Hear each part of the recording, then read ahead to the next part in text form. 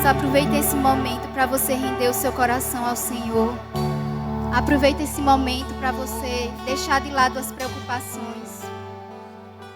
E eu estava orando ao Senhor e Ele trouxe ao meu coração que esse era um tempo de restaurar o temor na igreja do Senhor. Então isso que está acontecendo hoje aqui não é algo programado, não é algo que a gente possa controlar, mas nós precisamos aprender a temer ao Senhor com as nossas vidas. Nós precisamos aprender a estar diante dessa presença e reconhecer que Ele está aqui, que Ele é real. Então deixe toda a expectativa que você tem, talvez em mim, talvez no que eu possa trazer para você, mas coloque a sua expectativa no Senhor. Nessa manhã, coloque sua expectativa no que Ele pode fazer por você. E não deixe passar esse momento de adoração, de rendição. Essas palavras não são palavras soltas ao vento, mas são palavras de honra, de rendição, de amor ao Senhor. E eu sei que nós podemos oferecer o nosso melhor. Eu sei que nós podemos entregar ao Senhor aquilo que nós temos de melhor. E essa para você pode não ser uma manhã comum, como ela pode ser uma manhã comum. Você pode sair daqui do mesmo jeito que você entrou, mas você também pode escolher sair daqui de uma forma que você nunca esteve diante do Senhor. São escolhas que nós fazemos. E eu queria pedir o pastor para cantar mais uma vez esse refrão. E eu quero que você entregue o melhor que você tem nessa manhã para Deus.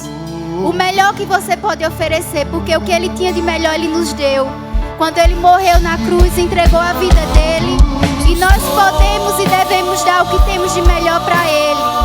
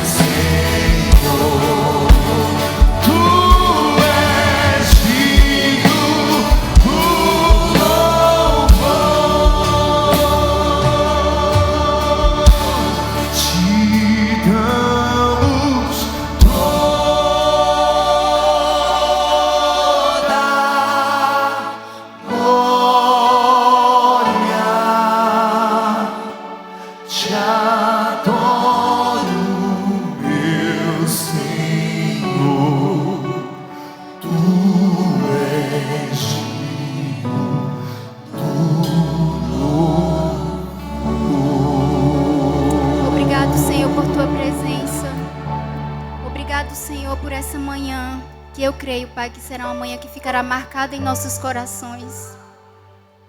Obrigado, Senhor, pelo privilégio de estar aqui diante da Tua presença, Senhor. Obrigado, Senhor, porque eu sei que você é aquele que pode transformar todas as coisas, Pai. Você pode trazer vida onde não existe vida. Você pode, Pai, fazer aquilo que para o homem é impossível. E eu te agradeço, Senhor, por Tua presença palpável e tangível nesse lugar. Obrigado, Senhor, porque eu sei que você tem palavras de sabedoria, Pai, para nos entregar nessa manhã. Não pela minha capacidade, Senhor, mas por aquilo que está no seu coração. Eu te agradeço, Senhor, por Tua presença. Seja honrado, seja bem-vindo, seja engrandecido, Senhor, seja adorado neste lugar. Que todo peso, Senhor, seja tirado, que toda preocupação, que toda confusão, Pai, na mente, seja tirada agora, Pai, por causa da Tua presença, por causa do Teu Espírito. Seja bem-vindo, Senhor. Que o Senhor tenha liberdade em nosso meio. Que você possa ditar, Pai, as coisas que você você deseja que sejam faladas. Que você possa, Pai, arrancar aquilo que não te agrada. No meio do teu povo, Senhor, existem coisas, Pai, que não agradam ao seu coração e que você quer retirar. Que não nos encontremos em uma posição de resistir a Deus, mas que nos encontremos em uma posição de rendição, de humildade, Senhor, de dependência da Tua presença e do Teu Espírito. Que o Teu Espírito possa fazer aquilo que Ele deseja. A igreja é Tua, Senhor. É a Tua igreja, é o Teu povo. Você nos comprou com o Seu precioso sangue. Se você não puder nos dizer o que você deseja de nós, para que nós estamos aqui? Se você não pode indicar o caminho que nós devemos seguir, por que nós estamos aqui?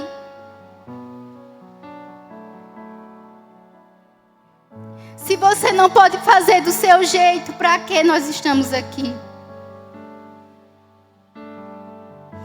É tempo de restaurar o temor na casa de Deus. E a casa de Deus não é esse prédio que vocês estão vendo. A casa de Deus é você, a casa de Deus sou eu. É tempo de restaurar o que foi perdido. Nós temos um propósito para estar aqui, nessa terra, nesse tempo. Deus nos fez com um propósito. E se nós não servimos para esse propósito, por que nós estamos aqui? É tempo de restaurar o temor na casa de Deus. Arrancar aquilo que Ele não plantou. E regar aquilo que Ele tem trazido para esse tempo em nossos corações. Então nós te agradecemos, Senhor, por Tua presença. Tenha total liberdade em nosso meio de falar, de corrigir, de exortar, Pai, de trazer aquilo que está no seu coração nesta manhã. Nos colocamos como vasos abertos e disponíveis para receber da Tua unção, Pai. Obrigado por Tua presença neste lugar. Em nome de Jesus. Podem sentar.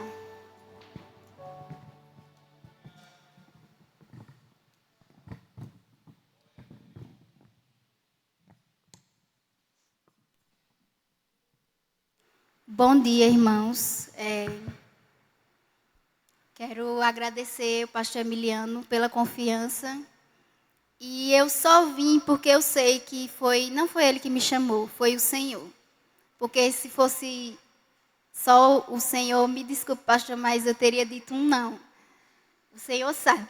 O Senhor sabe. Mas eu sei que não foi o pastor Emiliano que me chamou, eu sei que foi Deus. E eu só obedeci.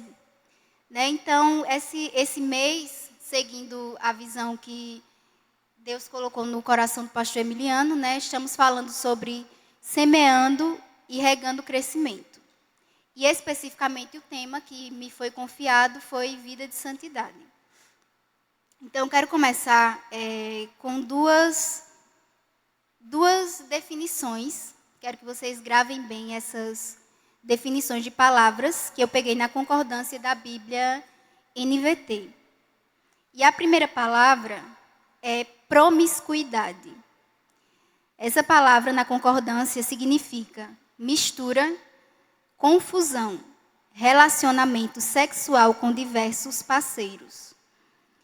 E a segunda palavra que eu quero que vocês gravem aí é santidade. Santidade, segundo a concordância, significa qualidade daquilo que é essencialmente puro, perfeito, consagrado ou separado para uso sagrado, certo? Então, guardem essas duas palavras, promiscuidade e santidade. Eu queria que vocês abrissem lá em Jeremias.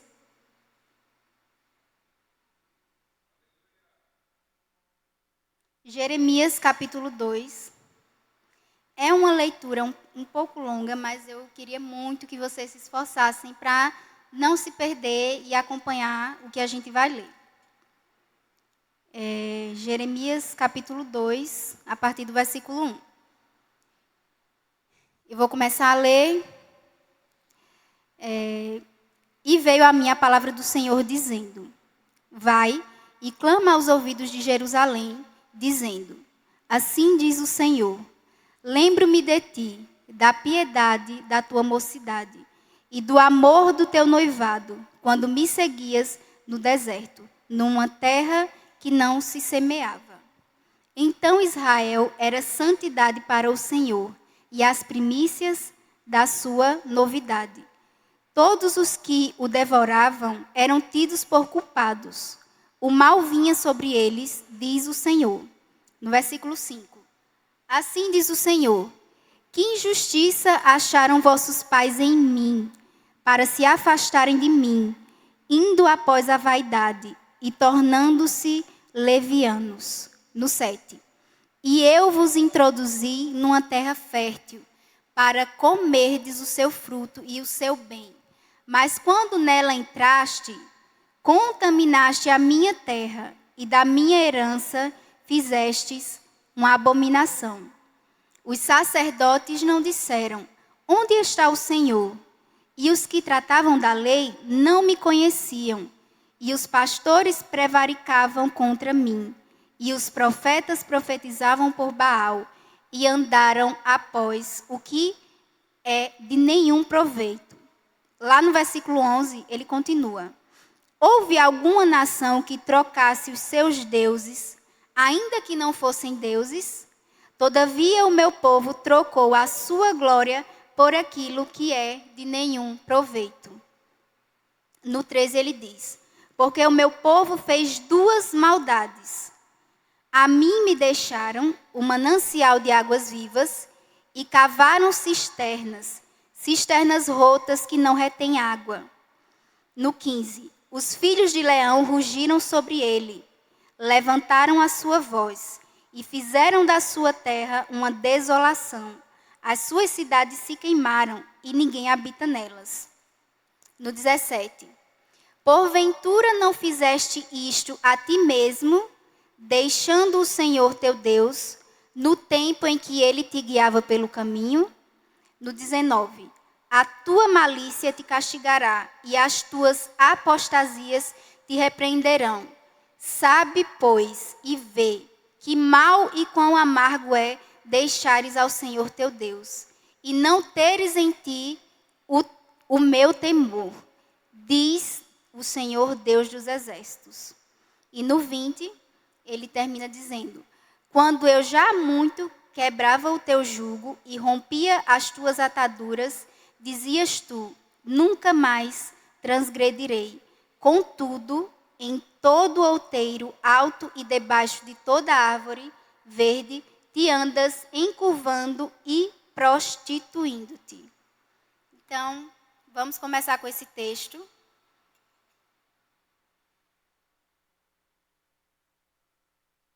Esse texto é uma palavra que o Senhor deu a Jeremias para que ele trouxesse ao povo de Israel nesse tempo. É uma palavra de exortação. A gente pode ver aqui que Israel escolheu deixar os caminhos do Senhor. E é sobre isso que a gente vai falar, né? Sobre escolha. É uma escolha. Israel escolheu, o Senhor deu a eles uma terra fértil, deu a eles tudo o que tinha do bom e do melhor. E eles escolheram deliberadamente deixar ao Senhor. E aí ele vai falando, ao correr do texto, né? Sobre essa questão e fala das das consequências dessa escolha. Ele diz: porventura não fizeste isso a ti mesmo, deixando o Senhor teu Deus? Então ele fala das consequências dessa escolha e do que sobreveio sobre Israel.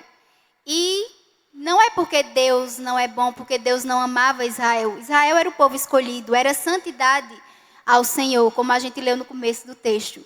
Mas eles escolheram deixar o Senhor, eles escolheram ir após outros deuses. E essa escolha foi, aos olhos de Deus, como uma prostituição. Está dito aqui, né? Prostituindo-te após outros deuses. Então, Israel era o povo escolhido de Deus, é o povo escolhido de Deus. E eles quebraram essa aliança quando eles começaram a buscar em outras culturas, a se misturar. Lembram do conceito de promiscuidade? Eles começaram a misturar.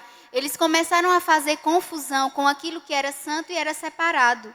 E eles começaram a encher dentro do vaso separado, do vaso santo, eles começaram a colocar um pouquinho do que eles encontravam em determinado povo, um pouquinho do que eles encontravam em determinada cultura e começaram a desviar o seu coração do Senhor. Eles começaram a misturar aquilo que era santo com as coisas que eram profanas. E isso para Deus é prostituição. Deus deu uma palavra dura para eles. Prostituição é uma coisa para a gente, né, que é uma palavra escandalosa. Né, podemos dizer assim, uma palavra escandalosa. Mas é isso. Eles escolheram se prostituir. Eles escolheram deixar o Senhor. E eu quero destacar para vocês no versículo 13. Que ele fala sobre cisternas, né?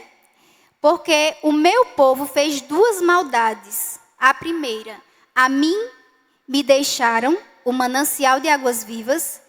E a segunda, cavaram cisternas rotas, que não retêm águas. Então, vamos observar um pouco aqui esse versículo, que ele tem muita coisa a nos dizer. Cisternas, naquela época e também hoje, são reservatórios para captar a água da chuva. Então, são reservatórios, obviamente, com uma capacidade limitada. Não dá para comparar uma cisterna com um manancial de águas vivas. O manancial, ele está ali, sempre jorrando, sempre é uma fonte. E uma cisterna tem uma capacidade. Digamos que a gente tem uma cisterna de 1.000 litros. Ela vai comportar aqueles 1.000 litros e nada mais.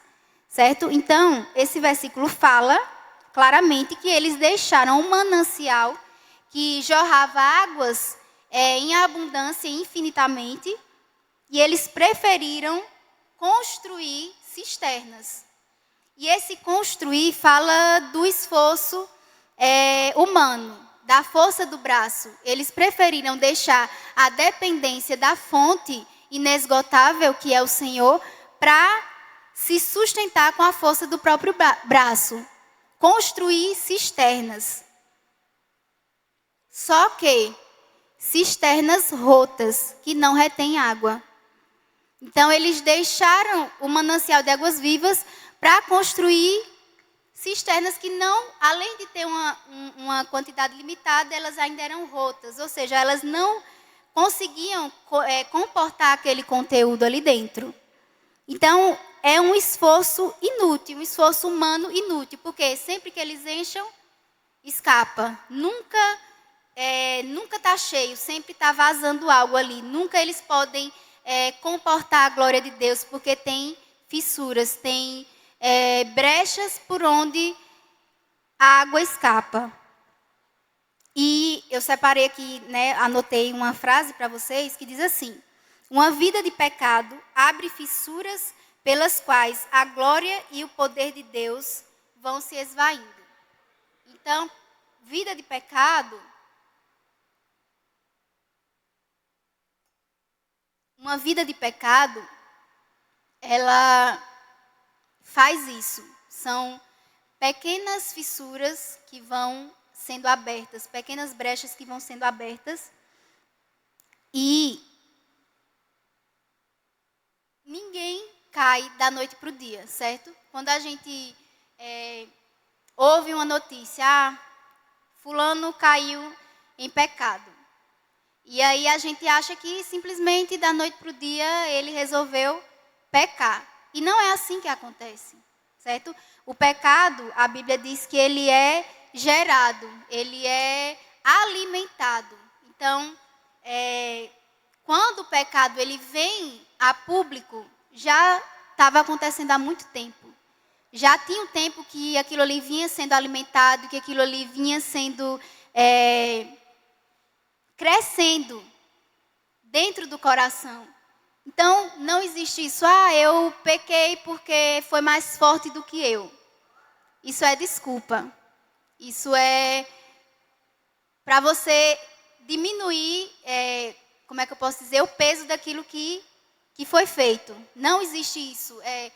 Pequei porque foi mais forte do que eu. A Bíblia diz que Deus, ele não tenta ninguém. E ele também não permite que a gente seja tentado além daquilo que a gente pode suportar. Então, não existe. É escolha. Pecado é escolha. Vida de santidade também é escolha. Então, não existe essa... pecou porque foi a carne. A carne é fraca e foi mais forte do que eu. Não existe. Tire isso da sua cabeça. Isso é desculpa. E pecado, ele é gerado. Sempre ele é gerado. Ali, quando algo entra no coração, são as pequenas raposinhas que a Bíblia nos alerta, né? Então, chega ali rondando, a gente tem que guardar a nossa vida, o nosso jardim, né? Então, tá ali, você tá florescendo, tá crescendo em Deus. E, claro, que flores vão atrair os animais que tentam roubar, né? Que tentam comer ali um frutinho, alguma coisa. E nós temos que guardar a nossa mente e o nosso coração. Nós temos que guardar a nossa vinha. Por quê? Porque são as pequenas concessões que a gente vai fazendo no dia a dia que podem nos levar para um caminho de pecado. Não, mas é só uma besteirinha, é só uma conversinha, é só uma saidinha com o meu grupo de amigos que não são da igreja, mas são pessoas boas. E aí você começa pouco a pouco a ir entrando numa conversa, ir entrando em alguma prática, e daqui a pouco tá o pecado escancarado. Mas não foi da noite para o dia. São pequenas concessões que são feitas dia após dia. Você vai abrindo mais espaço, você vai abrindo mais fissuras, você vai abrindo mais brechas. E aí o que estava fora entra e contamina a sua cisterna. Entra e contamina aquilo que era para ser separado, aquilo que era para ser puro, aquilo que era para ser cheio por cima. Começa a entrar pelos lados, começa a entrar do chão para dentro da sua cisterna. E são escolhas, certo? São escolhas que nós fazemos. São pequenas concessões que nós fazemos diariamente. É uma fofoquinha, é uma maledicência, né? São invejas, são contendas, são insubmissões, né? Pastor Emiliano fez uma coisa que eu não gostei. Ele colocou o irmão tal para ficar em tal posição. E eu não concordei. Não acho. Eu acho que eu faria melhor. Eu acho que eu me daria melhor naquela posição. E aí você não se contenta, vai em outro irmão e diz: olha, irmão, eu acho que o pastor Emiliano escolheu errado. Eu acho que ele deveria ter me colocado nessa posição. E aí você começa a disseminar uma coisa pequena que surgiu no seu coração, que você deveria ter resolvido com Deus, né? Você deveria sondar o seu coração e pedir ao Senhor que tirasse isso de você e escolhesse deixar isso com a ajuda de Deus. Mas não, você começa a espalhar isso, disseminar. Você começa a jogar flechas dentro do corpo de Cristo, de divisão, de contenda, de rebelião. E a gente sabe que rebelião é o princípio que fez Satanás cair, que veio no coração dele. Rebelião contra Deus. Então, não existe rebelião da noite para o dia. Começa com a ideia, começa com o pensamento. E aí você não refuta esse pensamento, você não coloca diante do Senhor aquilo que você está pensando, você não procura quem pode lhe ajudar. Porque você não tem que procurar uma pessoa que é mais imatura do que você. Nessa situação, você procura uma pessoa que pode lhe ajudar. Alguém maduro da liderança que você pode confiar. E aí, você vai se aprofundando, você vai permitindo que aquilo tome o seu coração. Você vai permitindo que aquilo crie raízes dentro do seu coração. Até que você já tem um grupo de pessoas pensando daquele mesmo jeito que você permitiu que chegasse no seu coração. Você não pegou aquela raposinha, você não expulsou ela da sua vinha. Você não fechou aquela brecha. Ao contrário, foi aumentando, aumentando. E eu tenho uma história para contar para vocês que aconteceu comigo. Sobre escolhas, né? As escolhas que nós temos diariamente. E na época que a gente já morou aqui em Maceió antes, já congregamos no Farol, e a gente, em obediência ao chamado que Deus tinha na vida dos nossos pais, nós fomos morar em Arapiraca. E eu não queria ir, obviamente, porque eu tinha a igreja aqui, tinha os meus amigos, tinha o colégio. E eu não queria ir. Mas a gente foi, porque nós, graças a Deus, temos pais firmes. E eles disseram, vocês vão. A gente até eu, no caso, né, apresentei a oportunidade de ficar aqui, mas ele disse, você vai. E eu tive que ir. E chegando lá, né, eu sei que foi um tempo que Deus tinha para nós lá, propósito de nos fazer crescer naquele lugar. E o diabo queria roubar isso de nós. E eu lembro que eu cheguei numa nova escola e fiz amizades e comecei a me envolver com o pessoal. E sempre tinha, assim, confraternização na sala mesmo. Nada de festa assim fora, era na escola mesmo. E tinha brincadeira. E um dia eu lembro que teve alguma coisa na sala de aula mesmo. Teve um momento de brincadeira. E teve umas danças dessas músicas que estão na moda, né, no momento. E aí eu nem participei, eu só estava lá, eu estava olhando, estava rindo, né? Mas eu não participei, não dancei, não fiz nada. E só que filmaram o momento e como foi uma brincadeira da sala, né? Eu não vi mal nenhum. Postaram na rede social e eu fui lá e compartilhei. Aí, quando eu compartilhei, minutos depois, apareceu um comentário de uma pessoa que eu jamais imaginaria que iria comentar na minha página. E quando eu fui ver, o comentário dizia mais ou menos assim, eu postei, era o pessoal da sala dançando, certo? Essas músicas da moda. E o comentário, assim, pelo que eu me lembro, dizia mais ou menos assim, irmã, tem coisas que não convêm mais aos filhos de Deus. Fuja da aparência do mal. E aí eu fiquei assim, na hora eu fiquei assim um pouco, como é que eu posso dizer? Eu fiquei um pouco com raiva dessa pessoa, né? E essa pessoa, para surpresa de vocês, eu nem sei se ele lembra, mas foi o pastor Emiliano. Foi ele mesmo. Aí eu fiquei assim, eu digo, meu Deus, na época ele nem era meu pastor, né? Eu fiquei, meu Deus, ele nem é meu pastor, nem é o meu pai. Por que ele veio aqui? E ele postou lá para todo mundo ver, viu? Ele não foi no meu privado falar, não, ele escreveu lá, para todo mundo ver.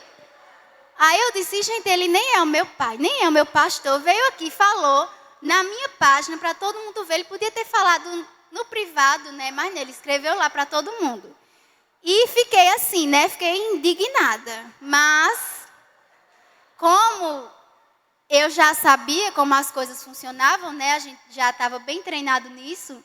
Eu pensei, né? Refleti, eu disse, não está certo o que eu fiz, né? Mesmo que eu não vi maldade nenhuma, mas se Deus levantou uma correção, eu vou acatar. E aí eu fui lá, publicamente, pedi desculpa, falei que realmente eu aceitava, né, o que ele estava falando e aceitei. Não tinha o que fazer, aceitei e apaguei, né? E foi uma observação, né? Eu estava lembrando. E eu resolvi acatar aquilo. Eu poderia ter ficado com raiva dele, eu poderia ter alimentado esse ranço durante anos. E imagina só, tempos depois, Deus me traz para aqui. E quem é o meu pastor hoje? Pastor Emiliano. E Deus me deu a oportunidade de ser obediente naquela época. De acatar o que estava sendo dito, mesmo que ele não era uma autoridade efetiva sobre a minha vida. Mas eu recebi. Eu fui humilde e recebi aquela correção. E eu dou graças a Deus, porque são coisas, são pequenas concessões, como eu disse. Imagine se eu rejeitasse aquela palavra e continuasse, mesmo que não era pecado, o que eu estava fazendo não era pecado, mas era embaraço. E lá em Hebreus ele fala, deixando todo embaraço e pecado. Embaraço, de fato, não é necessariamente um pecado. Mas se eu tivesse continuado, não, é só uma besteirinha. Daqui a pouco poderia ser que eu fosse para as festas, poderia ser que eu aceitasse coisas que me oferecessem e uma coisa vai chamando a outra. Então, são escolhas que a gente faz, são escolhas que eu decido fazer na minha vida, diariamente. Às vezes parece besteira. É uma raposinha, é uma coisinha tão pequena. Não é pecado, eu não fiz com essa intenção. Deus conhece o meu coração, eu não fiz com essa intenção. E às vezes a gente usa essa desculpa, né? Deus sabe, quem conhece o meu coração é Deus. Mas, se Ele levantou a correção, nós temos que sondar o nosso coração e ver se de fato o que está sendo dito é para nós.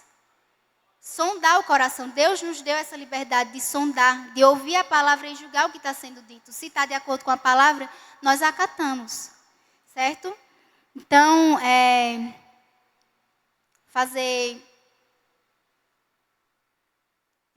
tu pega para mim fazer um exemplo visual só para vocês gravarem isso que a gente está falando aqui, né? Sobre essa questão das escolhas que nós fazemos e alinhar isso com o propósito que Deus tem para a nossa vida. Então,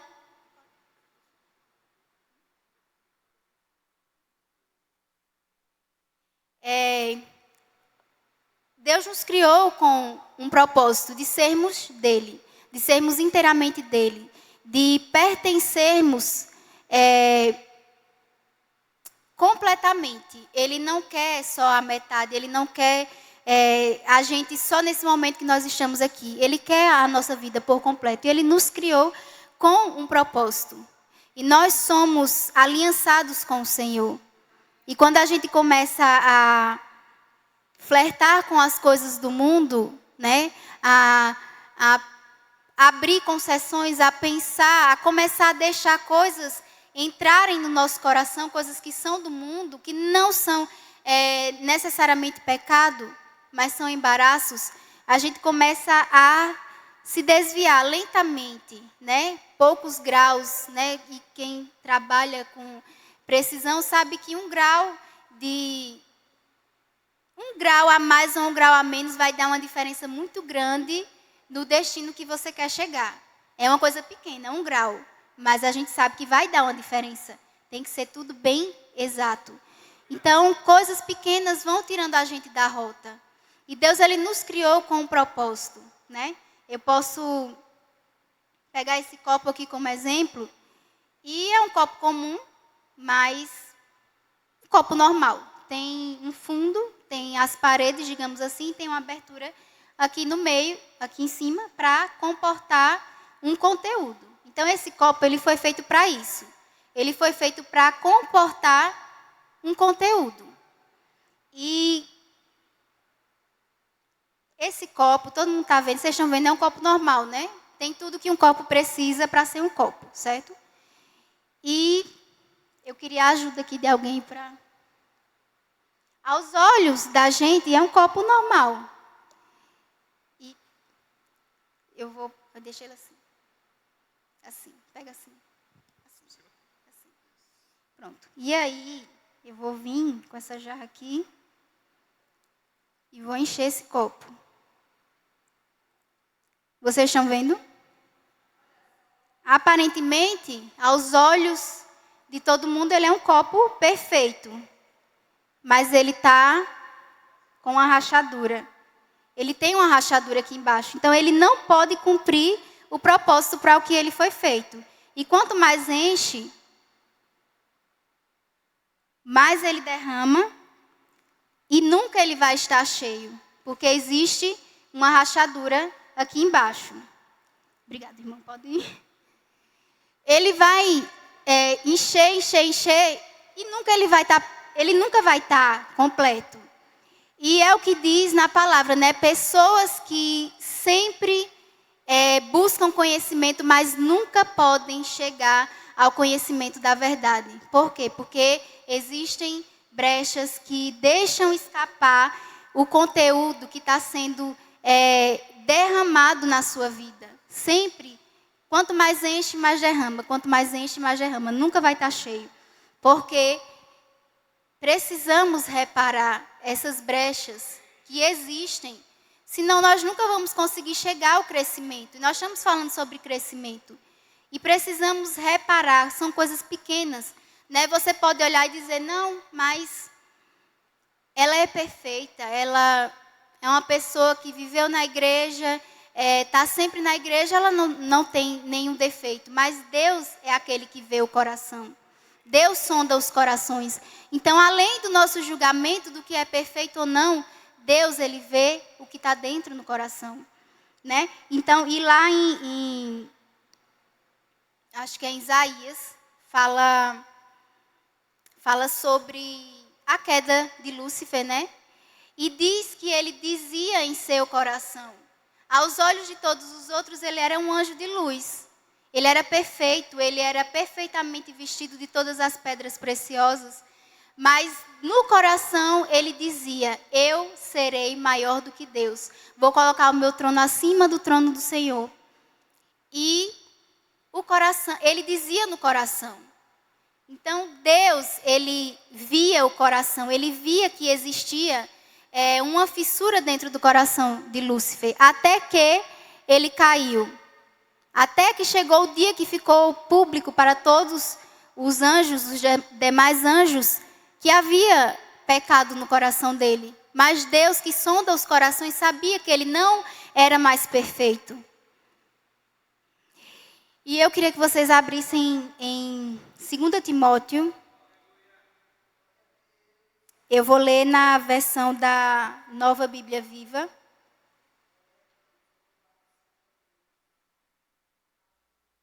E ele nos dá um panorama de como serão os últimos dias.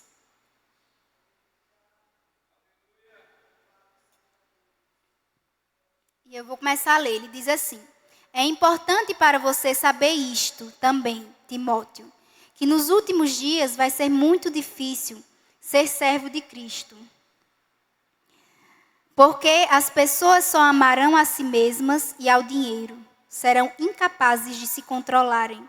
Orgulhosas, zombarão de Deus, desobedecendo aos pais, sendo ingratas e completamente más.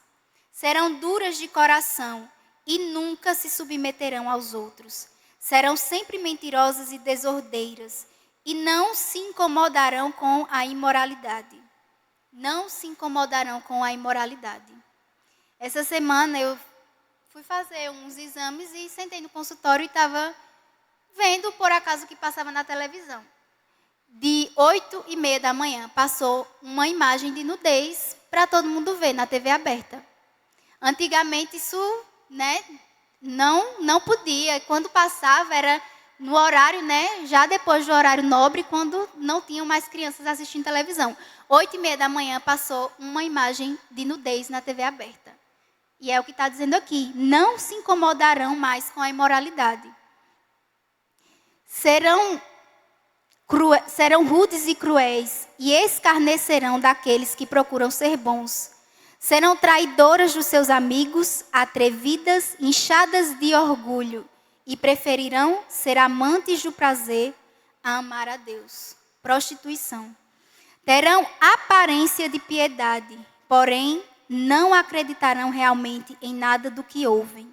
Não se deixe enganar por gente assim. Terão a aparência de piedade, como o copo. Parecia ser um copo perfeito. Mas o coração estava podre. O coração tinha uma falha, o coração tinha uma fissura. Aparentemente parecia ser bom, parecia ser crente, parecia ser do gospel, né? Mas o fruto vai revelar o que está no coração. Certo? Então a gente não precisa ser enganado. Deus conhece o coração. Deus sabe de todas as coisas. A gente não conhece o coração das pessoas, mas nem por isso nós precisamos ser enganados.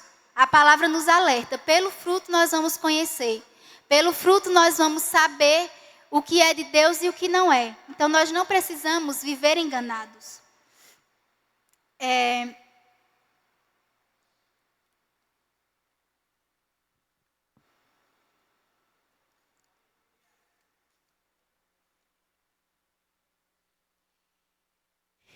E eu queria que vocês abrissem lá em Hebreus, no capítulo 12, para a gente finalizar.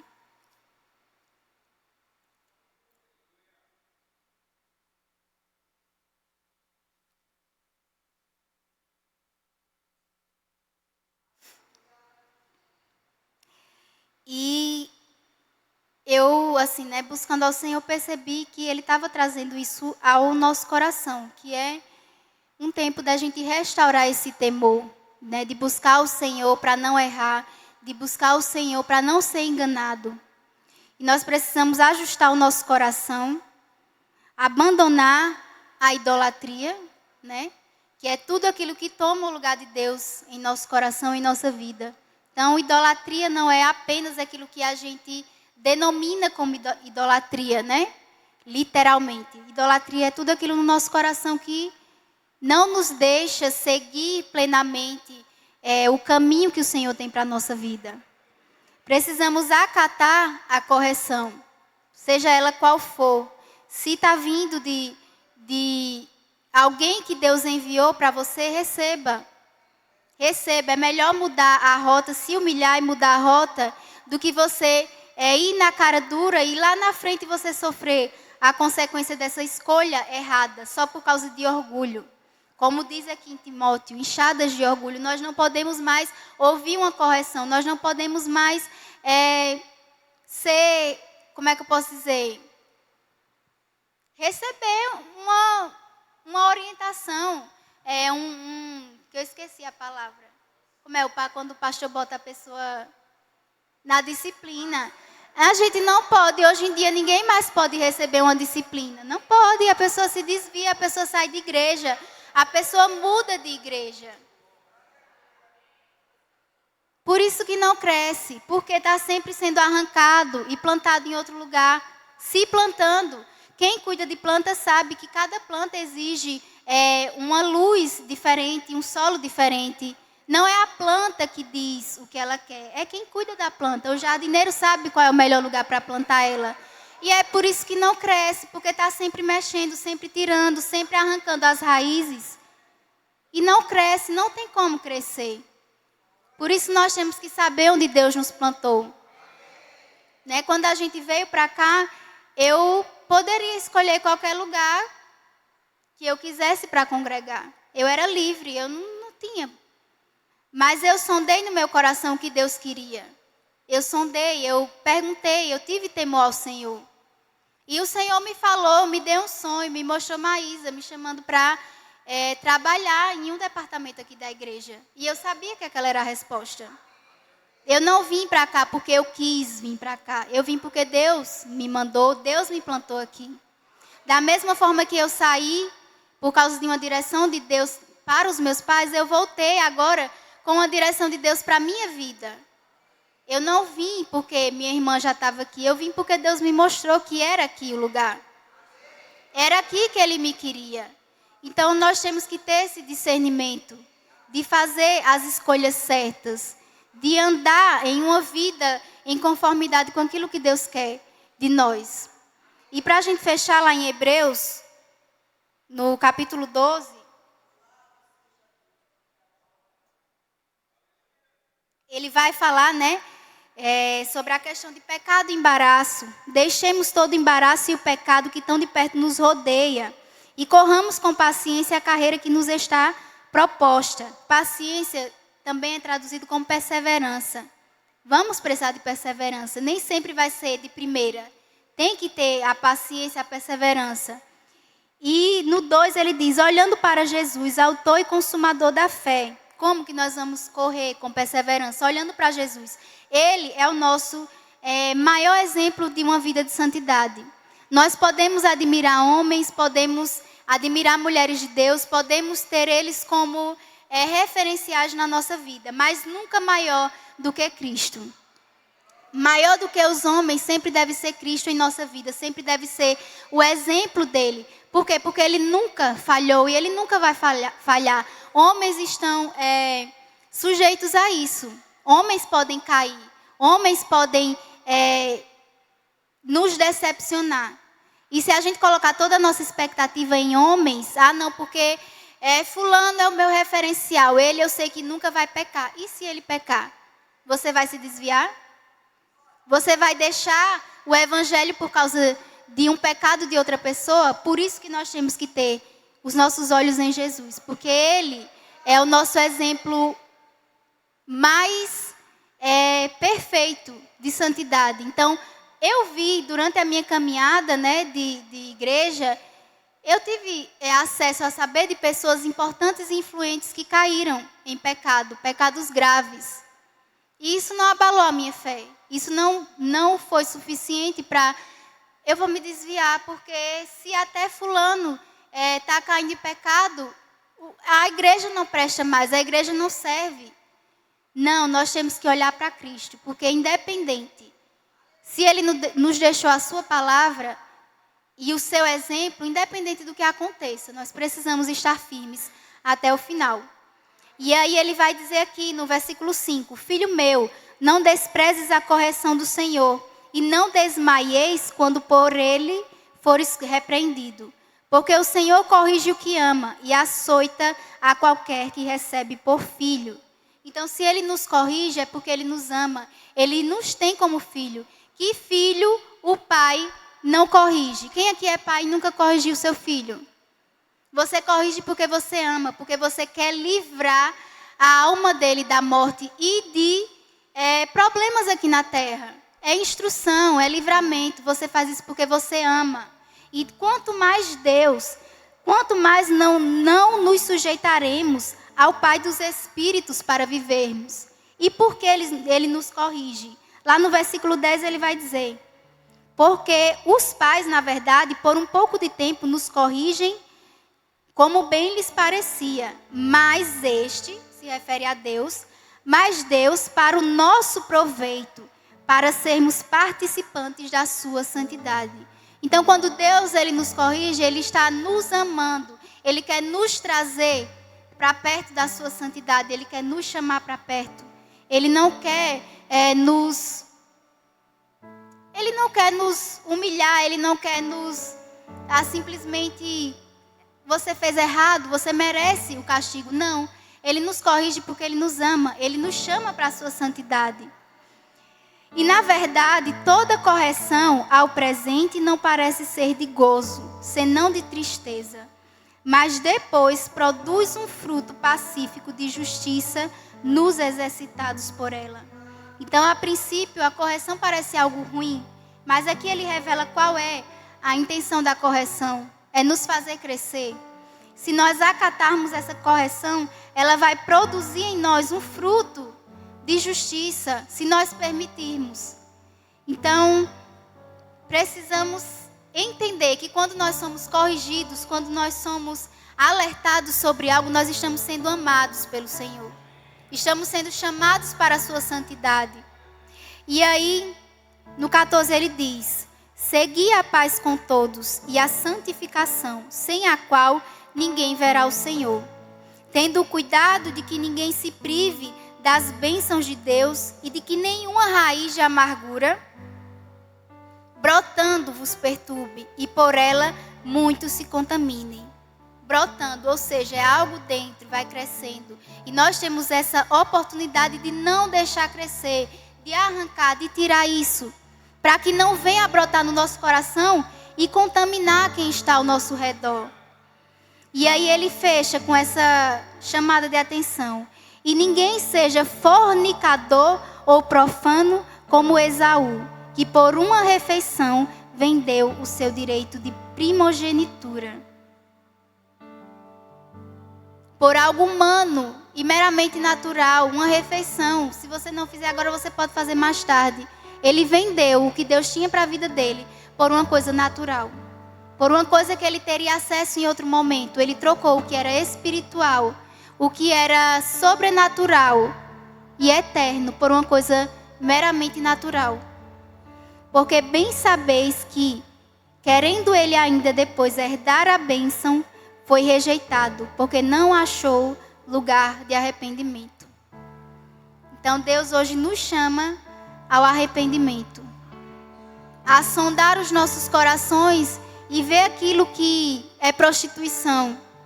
Não apenas prostituição sexual. Prostituição de quebra de aliança, de trocar o que Deus tem para nós por coisas que o mundo nos oferece.